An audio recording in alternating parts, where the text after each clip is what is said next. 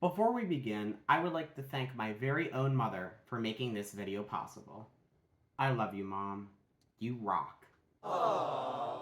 Hey guys, jgartcreator here, back again to test and review a new art supply my very own mother gifted me. This is the Avenue Art Oil Pastel set. Purchased from Ross, originally these were worth $8, but since it's Ross, they were discounted to $4.99. Nearly 50% off. This set comes in a cute carrying case, has 36 colors, and even has a sharpener too. It also has some notable qualities according to the front. Ahem! They are oil-based. Well, I hope so, because oil is in the name of the supply. Vibrant colors. Okay, that's a good thing to point out. Smooth texture. Okay. Blendable. That's very important, so we will see about that. Soft touch. Okay. And lastly, non-toxic. So without further ado, let's open this baby up.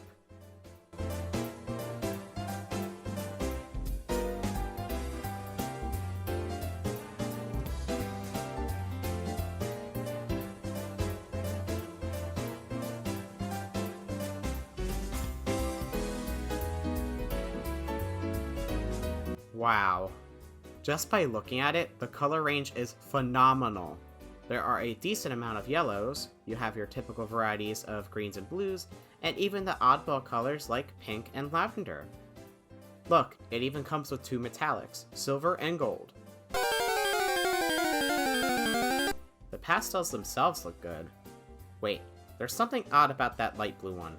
Oh my god, it looks like someone bit into the pastel and just put it back in. Oh my god. Aside from that, they do look good. In fact, I really like this carrying case.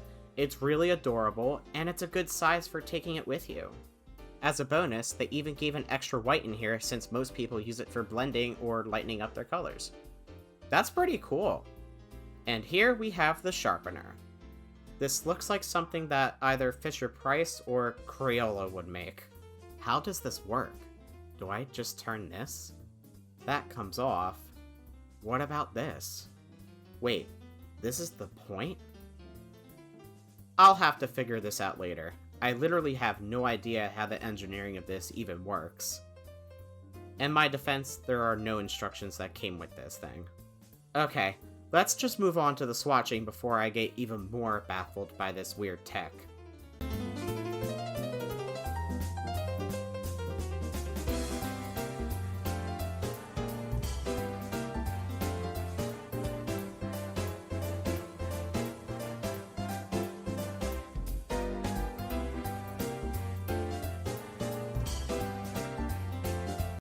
They are very crumbly, so let's take my makeup brush and just brush those off. Alright, I have quite a bit to say about these. I'm very impressed with how most of the colors are vibrant. Some of these guys just pop! Unfortunately, the peach color was not really doing it for me.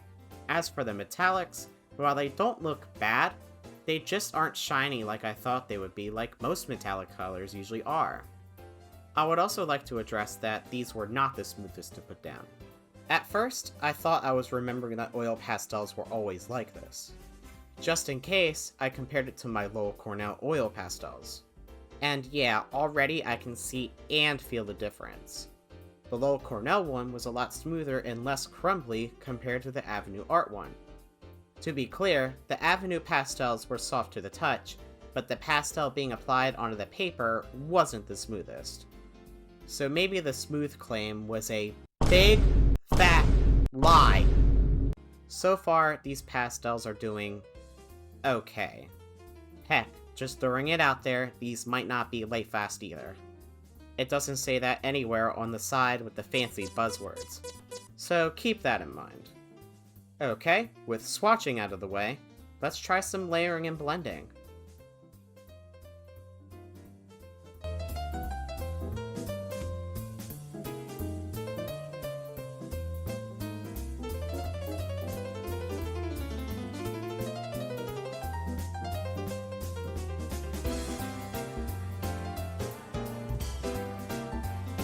Okay, this caught me by surprise. Blending similar colors like these oranges and yellow, or a pink with these reds, turned out nice. Blending two different colors such as this red and blue made a really nice purple. This turned out really nice as well. Let's ignore this monstrosity and move on. Here I tried blending the red out with my finger, and I'll be honest, it wasn't the best experience. It felt a little too rough. However, using a cotton swab on the orange did turn out better, even if some of the color vibrancy did get lost. The layering turned out surprisingly good too.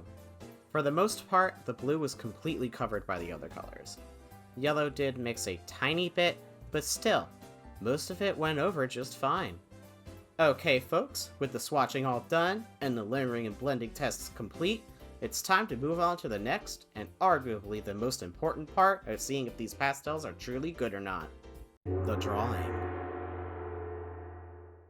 Alrighty, so for this drawing I figured the most appropriate subject would be a peacock. Mainly because on the front of the Pastels case, they drew a peacock for it. So what better way to test these babies out is by drawing what's on the front cover. First, I start by sketching the subject and figuring out the proportions. I'm going in very lightly, and then once I get things where they should be, I blot them in more clearly.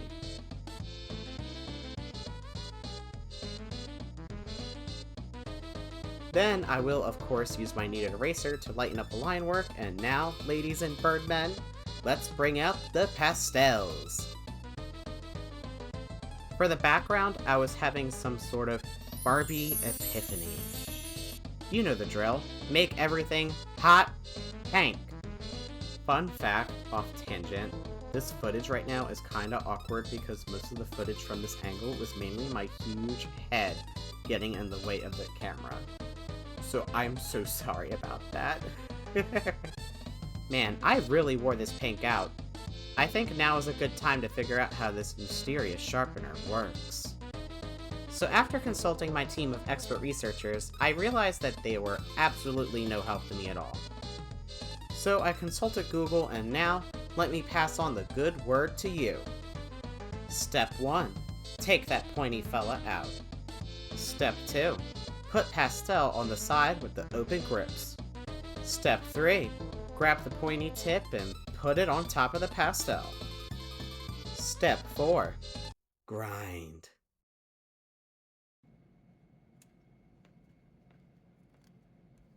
Ah, she's looking great! Alright, so let's keep on going. Next, I'm going to blend this all out with a Q-tip. Well, maybe like 3 dozen of them at the time of this audio being recorded.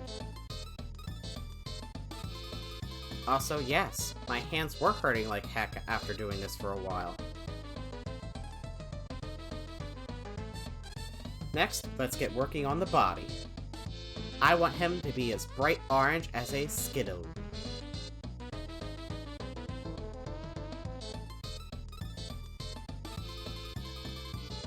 For the wings, I wanted to try my hand at stippling for texture. Stippling, when you want to take forever with your artwork. Okay, for this next part, let's get those, let me Google that, ocellis in. I'll be honest, getting clean lines with these pastels is such a challenge. Sometimes they blot down more color in places where you really don't want them to be. But it's okay, I'll keep flying with it. Let's get those other little details in.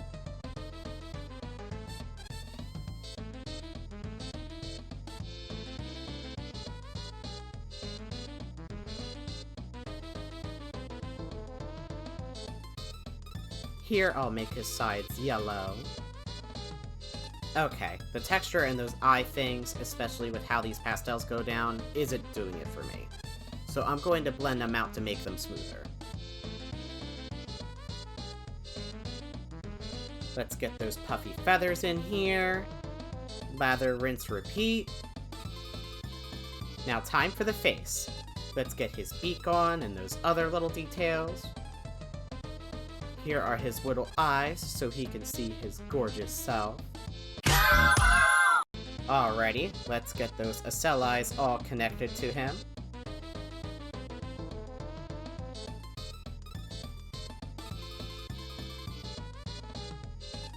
Lastly, let's get that feathery texture all up in here.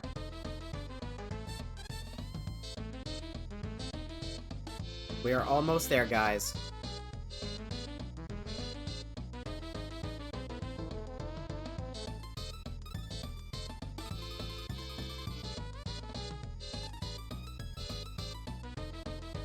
And done!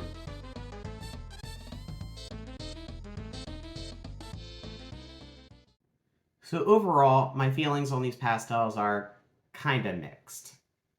I love the color range. I love the cute packaging. An extra white and sharpener being included. I love all of these things. But when it came to the actual performance, they really weren't all that cracked up to be. They weren't the smoothest to apply on the paper. Some of the colors turned out downright awful.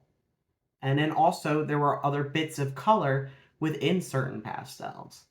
And to top it all off, they were very crumbly. Too much for my liking. But hey, in the end, I will still appreciate them and have fun with them. Especially since one of my favorite people in the whole entire world gifted them to me. Thank you, Mom. I really appreciate you. And I'm so glad to have your ongoing support in all of the things that I do. And that brings us to the end. Thank you all so much for watching this video.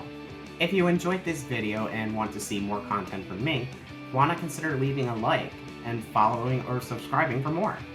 Also, sharing this around will really help me out a lot too.